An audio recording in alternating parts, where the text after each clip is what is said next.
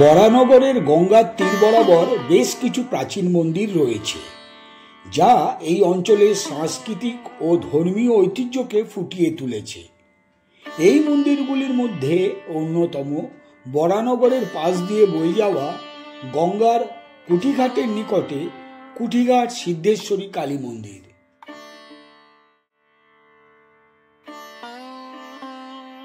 নমস্কার, আমি মৃণাল বক্সি ইউটিউব চ্যানেলে আপনাদের স্বাগত।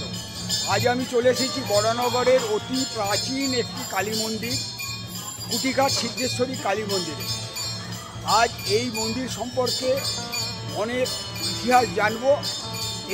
375 বছরের প্রাচীন এই মন্দিরটি দক্ষিণমুখী। প্রবেশপথের উন্মুক্ত জমির বাঁদিকে রয়েছে গোলাকার একটি বেদি, ডান দিকে রয়েছে একটি বেল ও বকুল গাছ এবং সামনে রয়েছে একটি বলিস্থান।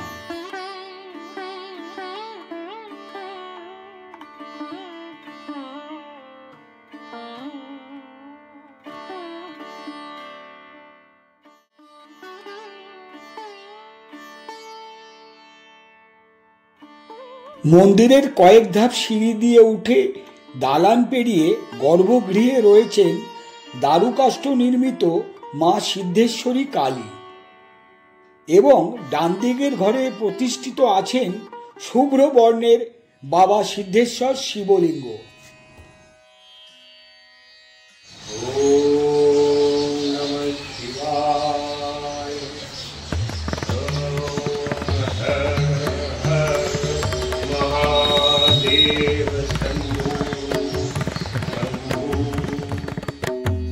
লোকগাথা বা জনশ্রুতি অনুযায়ী এই মন্দির প্রতিষ্ঠার পূর্বে মা সিদ্ধেশ্বরী কালী বেলঘরিয়ায় নিমতা অঞ্চলের ঘন জঙ্গলে থাকতেন।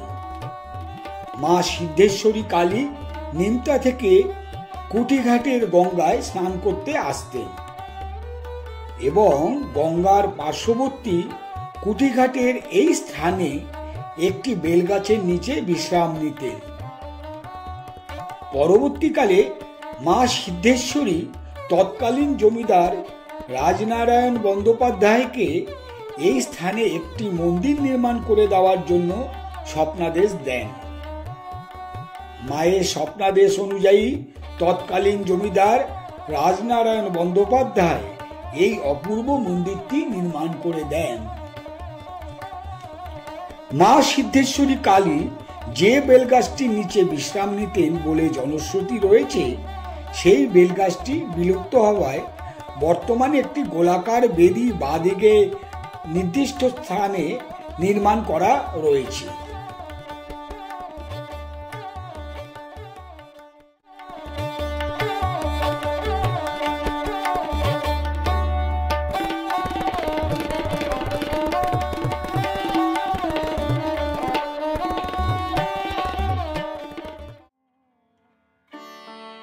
ঠাকুর শ্রীরামকৃষ্ণদেব স্বয়ং এই মন্দিরে বেশ কয়েকবার এসেছিলেন। একবার কেশবচন্দ্র সেন খুব অসুস্থ হলে শ্রীরামকৃষ্ণদেব তার আরোগ্য কামনায় এই মায়ের কাছে ডাবচিনি দিয়ে পুজো দিয়েছিলেন। তাই এখনো বেলুর মঠের মহারাজরা তাদের মঠের কেউ অসুস্থ হলে তার আরোগ্য কামনায় এই মন্দিরে মায়ের কাছে ডাবচিনি দিয়ে পুজো দেন। এছাড়াও বহু মানুষ মায়ের কাছে ডাবচিনি দিয়ে পুজো দিয়ে থাকেন।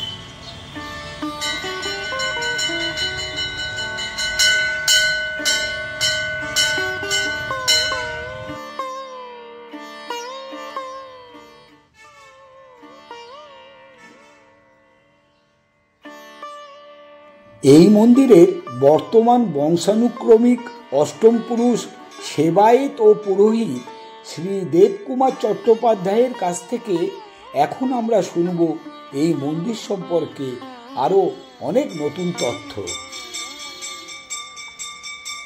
মহানগরের মধ্যে প্রাচীন মন্দির বলতে এই কুটিঘাট সিদ্ধেশ্বরী কালী মন্দির। অনেক জায়গায় বিগ্রহ আছে, দেব দেবী আছে। এই মায়ের মধ্যে একটা জিনিস সবচেয়ে হচ্ছে মা, এই যে মা সিদ্ধেশ্বরী আমাদের দারু মূর্তি। দারু অর্থ কাঠের মূর্তি। এই মা নিম কাঠের মা আমাদের থাকতেন বেলঘরিয়া নিমতা। সেইখান থেকে এসে এই গঙ্গা পক্ষে মা চান করে আবার মা পুনরায় আবার বেলঘরিয়া নিমতা জঙ্গলের মধ্যে মা থাকে। মায়ের এইরকম যাওয়া আসাতে এই সংলগ্নে মায়ের মন্দিরের সংলগ্নে একটি বেলগাছ ছিল এবং সেই বেলগাছটির গোড়াতে খানিকক্ষণ বিশ্রাম করে আবার মা পুনরায় আবার মা চলে যেতেন মায়ের জায়গায়। তখন এই মন্দির তৈরি হয় না না না, সেই মহানগরের মধ্যে জমিদার ছিলেন জয়নারায়ণ বন্দ্যোপাধ্যায়। তাকে তো বাদ দিয়ে তো কোনো কথাই হয় না। তখন এই জায়গাতে আমরা পৌরোহিত্যের কাজ করতাম। আমরা চট্টোপাধ্যায় পরিবার। এই যে আপনার সাথে আমি যে এসেছি একত্র হয়ে আপনাকে ধরা দিয়েছি, আমি হচ্ছি অষ্টম পুরুষ। আমার নাম হচ্ছে দেবকুমার চট্টোপাধ্যায় এবং ডাক নাম হচ্ছে সল্টু বলেই পরিচিতি। যাই হোক, সেই মা উভয়কে স্বপ্নাদেশ দেয়। আমার যাওয়া আসাতে আপনি বলছেন উভয়কে কাকে কাকে? জয়নারায়ণ বন্দ্যোপাধ্যায় এবং আমাদের এই স্কুল কী বলে প্রথম যিনি ছিলেন, যে পূর্বপুরুষের প্রথম যার নামটা পাওয়া যায় আপনার হরকালী চট্টোপাধ্যায়, উভয়কে স্বপ্নাদেশ দেয় আমি এখানে প্রতিষ্ঠিত হতে চাই। যাই হোক, পুনরায় তারা এখান থেকে যাওয়া হয় নিমতা জঙ্গলে। তখন বেলঘরিয়া নিমতাটা হচ্ছে নিম গাছের জঙ্গল ছিল, তাই জন্য পুনরায় নামটা নিমতা। ওইখানে মা কোথায় আছেন না ওই জঙ্গলের মধ্যে, এবং খুঁজে পাওয়া যায় না। তখন মা আবার স্বপ্নাদেশ দেয় যে গাছেতে কুড়ুলে ঘা দেবে, যে গাছ থেকে কর্পূরের গন্ধ বেরোবে, সেই কর্পূরের গন্ধ, সেই গন্ধের মধ্যেই আমি সেই গাছের মধ্যেই অবস্থিত আছি। যাই হোক, সেই গাছ ছেদ করা হলো। এই যে দেখছেন মহাকাল সবে মা সিদ্ধেশ্বরী দারু মূর্তি, এই তার মানে গাছের গোড়াটা কতটা বড় হতে পারে, তার মধ্যে মা বিরাজ করছিলেন। সেই মাকে আবার মা ওই নিম গাছের গোড়ায় গুড়ির ভেতরে মা ছিলেন। ওখান থেকে মাকে উদ্ধার করে নিয়ে এসে মাকে এখানে সাজগোজ করে প্রতিষ্ঠিত করা হয়। ওই কাঠ দিয়েই? হ্যাঁ, ওই কাঠে না, ওই কাঠের ফ্রেমটা পুরো টাকটাকটা ওই আপনার গাছের গুড়ির মধ্যে ছিল। এই যে দেখছেন মায়ের এই রূপ গাছের মধ্যেই ছিলেন। ও, পুরো একদম মাই ছিলেন। যে স্ট্রাকচার আপনারা মাকে দেখছেন একদম হুবাহু মা ওইখানে ভেতরে ছিলেন। এবং এনে তাকে আবার ফিনিশিং করা হয়, সাজগোজ করা হয়, আরো রূপ দেওয়া হয়। মাকে রূপের মধ্যে আবার ফুটিয়ে তোলা হয়। সে কবে না রটন্তী চতুর্দশী। আমাদের বৎসরে 3টে অনুষ্ঠান হয়। এক হচ্ছে দীপাবলি কালিকা পূজা, মাঘ মাসের রটন্তী চতুর্দশী এবং জ্যৈষ্ঠ মাসে ফলহারিণী কালিকা পূজা। এই বাৎসরিক অনুষ্ঠানটা মা যেহেতু আমাদের ধরাধামে ধরা দিয়েছিলেন, এই মাঘ মাসের রটন্তী চতুর্দশীতে মায়ের আমরা এটাকে জন্মতিথি হিসেবে পূজা করি। তার মানে মায়ের সেবা আমরা পরপর জেনারেশন মায়ের সেবা করে আসি। এই মন্দির তারপর প্রতিষ্ঠা করেন? এই প্রতিষ্ঠা হয়, তারপরে মায়ের প্রতিষ্ঠা করেন সেই জমিদার।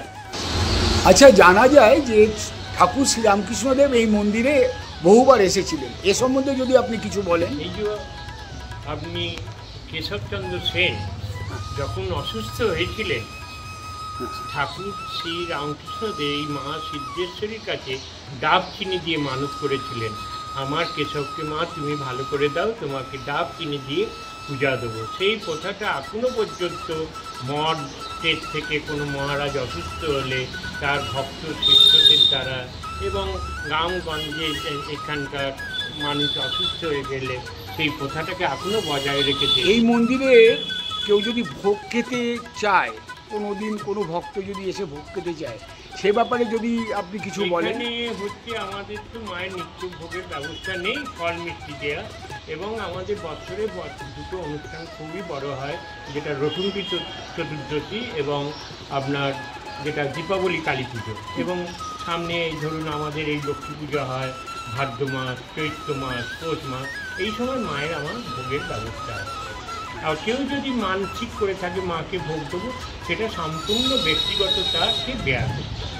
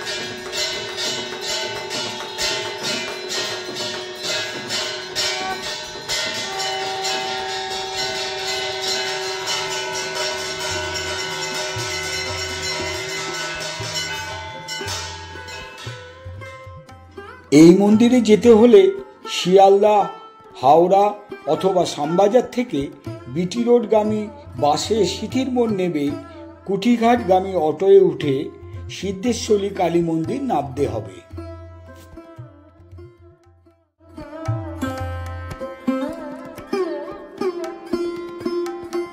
বন্ধুরা, এই ভিডিওটি যদি আপনাদের ভালো লেগে থাকে তবে লাইক দিয়ে আমাকে উৎসাহিত করবেন ও কমেন্ট লিখে আপনার মূল্যবান মতামত জানাবেন। এবং যারা এই চ্যানেলটিতে নতুন এসেছেন অথবা এখনো সাবস্ক্রাইব করেননি তাদের কাছে আমার অনুরোধ রইল আপনারা সাবস্ক্রাইব করে পাশের নোটিফিকেশন বেলটি অ্যাক্টিভ করে দেবেন, যাতে আগামী দিনে এই চ্যানেলে নতুন কোনো ভিডিও আপলোড হলে আপনার কাছে তার নোটিফিকেশন পৌঁছে যায়।